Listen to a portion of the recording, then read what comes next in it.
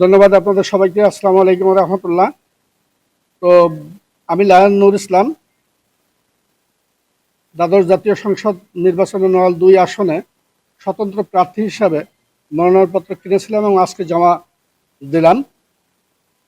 আপনাদের দোয়ায় আমি মনে করছি আল্লাহর রহমতে যে নড়াইলের 20টা ইউনিয়ন এবং 2টা পৌরসভা ঘুরে আমি যা দেখেছি, মানুষ নূতনত্ব কিছু চায়।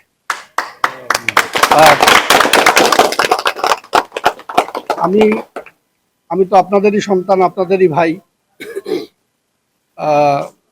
আমি চেষ্টা করব যে মানুষের যে প্রত্যাশা, সেই প্রত্যাশা অন্তত বাস্তবায়ন যদি করার তৌফিক আল্লাহ তাআলা রাব্বুল আলামিন আমাকে দান করেন। আপনাদের সাথে কামনা করি। ধন্যবাদ সবাইকে। আসসালামু আলাইকুম ওয়া রাহমাতুল্লাহ।